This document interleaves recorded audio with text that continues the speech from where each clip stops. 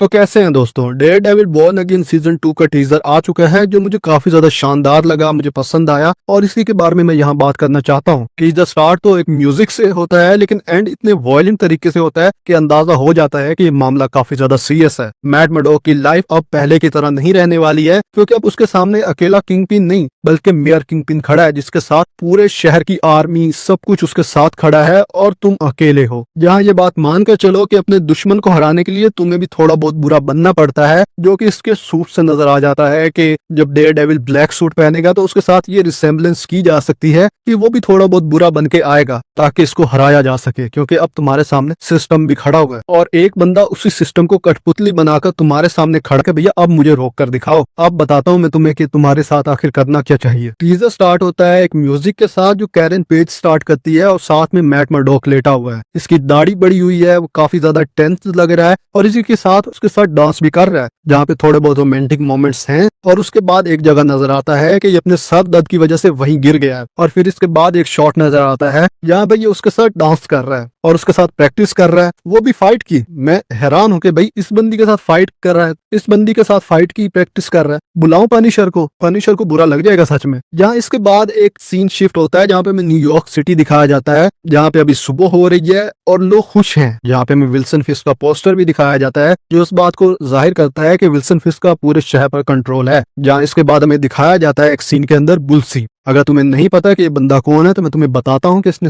Netflix के show के अंदर डेयरडेविल को काफी बुरे तरीके से मारा था, तो एक ही तरह तबीयत बनाई थी इसकी। तो भाई ये वही बंदा है और अब वो वापस लौट कर आ गया है। जहाँ पे मैं मानता हूँ कि एंड पे उसने भी बनाई थी लेकिन जो इसने किया था वो अलग था, क्योंकि तुम्हें पता है कि विल्सन फिस्क का राज है तो वो हर उस बुरे बंदे को लेकर आएगा जिससे कभी न कभी मैट मर्डॉक का लेना देना हुआ होगा। मतलब एक तरह से उसके सामने विलन्स की पूरी आर्मी खड़ी करेगा ये बंदा। जहाँ इसके बाद हमें ना ABTF के लोग दिखाई देते हैं जो शहर पे दनाते फिर रहे हैं कि भैया जहाँ पे हमें कोई दिखेगा विजिलेंटी ठोक देंगे उसको। और यहाँ पे हमें दिखता है कि एक गाड़ी पर फायरिंग कर रहे हैं और मुझे ऐसा लगता है कि ये पनिशर की गाड़ी होगी, क्योंकि भाई पनिशर तो रुकने वाला नहीं है इस एडवेंचर से, तो उसको तो बस एडवेंचर करने का मौका चाहिए, फिर जहाँ पे भी हो बंदा घुस जाएगा। जहाँ इसके बाद एक शॉट दिखाया जाता है जहाँ पे हमें विल्सन फिस्क दिखाया जाता है और ये शॉट ना विल्सन फिस्क के मल्टीपल शॉट्स हैं। जहाँ पे मैं पहले शॉट की बात करूंगा तो पार्टी में काफी ज्यादा खुश है। उसके बाद एक शॉट आता है जहाँ पे विल्सन फिस्क काफी ज्यादा डरावना नजर आता है। उसके नीचे लिखा होता है मेयर किंगपिन, जो इस बात को जाहिर करता है कि शुरू से उसी का प्लान था कि मैं किसी तरीके से लोगों को बेवकूफ बनाकर यहाँ का राजा बन जाऊंगा। और यहाँ पे ना वो काफी ज्यादा डरावना भी दिखता है जो इस बात को जाहिर करता है कि भैया वो कभी बदला ही नहीं था। वो चाहता था कि भाई किसी तरीके से मैं मेयर बनूं और उसके बाद जो वो करता है उसका उसको लाइसेंस मिल जाए कि भैया अब मैं सरेआम करूंगा, मेरे हाथ में सब कुछ है। जहाँ इसके बाद एक शॉट दिखाया जाता है जहाँ पे मैट मर्डॉक का कोई पोस्टर लगा रहा है कि मैट मर्डॉक मिसिंग है और कुछ लोग ये कह रहे हैं कि ये फोगी हो सकता है, लेकिन मुझे ऐसा नहीं लगता क्योंकि एक मरे हुए कैरेक्टर को नेटफ्लिक्स वापस ला सकता है पर मार्वल नहीं। यहाँ इसके बाद हमें एक शॉट में दिखता है कि एक बहुत ही बड़ी एंट्री हुई है और वो एंट्री किसकी है? जेसिका जोन्स की। वो बंदी आती है और पिटे हुए मैट मर्डॉक को बोलती है बेटा तुझे खुद ही उठ के चलना वरना पड़ेगा, मैं तो नहीं उठाने वाली तुझे, मेरे लिए तू बोझ ही है। यहाँ से ये बात तुम अच्छे तरीके से अंदाजा लगा सकते हो कि अब इस लड़ाई में सिर्फ ये बंदा नहीं होगा, बाकी विजिलेंटिस भी धीरे धीरे आएंगे। हालांकि उसमें सिर्फ अभी तक जेसिका जोन्स आई है और पनिशर का थोड़ा सा दूर दूर से इशारा नजर आ रहा है, लेकिन कंफर्म है कि वो भी आएगा। जहाँ इसके बाद ना बुल्सी काफी पीटा हुआ नजर आता है जो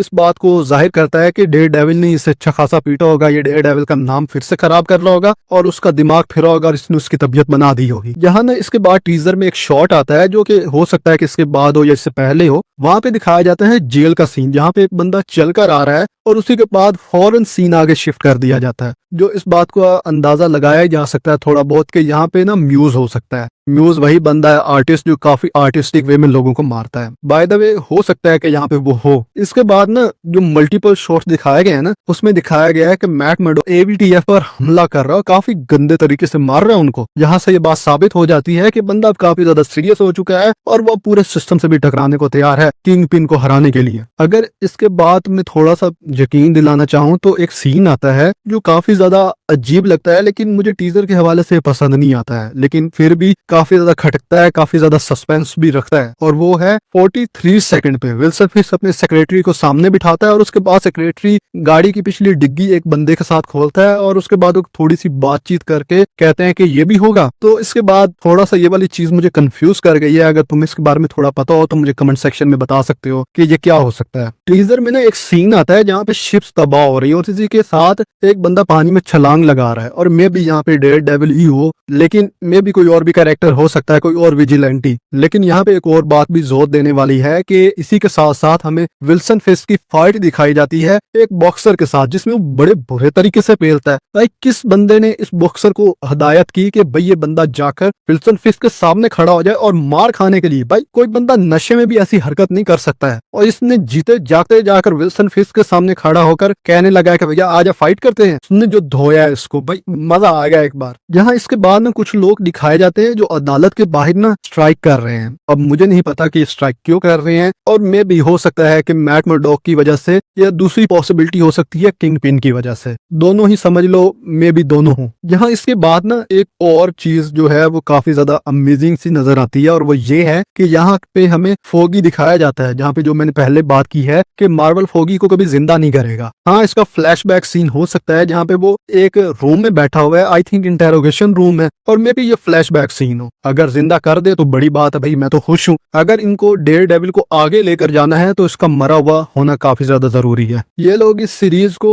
24 मार्च को लेकर आने वाले हैं, जो मैं जानता हूँ कि भाई ये सही भी रहेगा, क्योंकि अभी तो इन्होंने वंडरमैन को रिलीज करना है। बाय द वे, जो मैंने इसके बारे में खबरें सुनी थी ना, वो ये थी कि इसमें दी हैंड कम बैक कर सकती है। ये कॉमिक बुक की काफी ब्रूटल टाइप की ऑर्गेनाइजेशन है जो काफी बुरे तरीके से डेयर डेविल से पेश आती है। जैसे म्यूज का सुना था ना, और मैंने थोड़ा सा वो शॉर्ट देखा तो मुझे अंदाजा हो गया कि हो सकता है कि म्यूज हो, तो इसका भी थोड़ा बहुत हो सकता है। जहाँ पे इसके बाद जो मैं बात करने जा रहा हूँ वो काफी ज्यादा अमेजिंग है, क्योंकि ये विजिलेंटी वर्ड है, तो यहाँ पे ये सब चीजें चल सकती हैं। क्योंकि इससे पहले भी जो लूकस का रोल प्ले करते हैं, उन्होंने भी कहा था कि मैं भी डेयर डेविल के अंदर आना चाहता हूँ, लेकिन प्रॉब्लम यह है कि मार्वल आने नहीं दे रहा। मैं भी इसको भी रखा हो उन्होंने, क्योंकि ये भी एक विजिलेंटी ही है ना वहाँ का। बाय द वे, अगर मुझसे कोई चीज मिस हो गई हो तो तुम अपनी राय कमेंट सेक्शन में दे सकते हो। अगर वीडियो अच्छी लगी हो तो चैनल को सब्सक्राइब करो, वीडियो को लाइक करो और शेयर कर दो।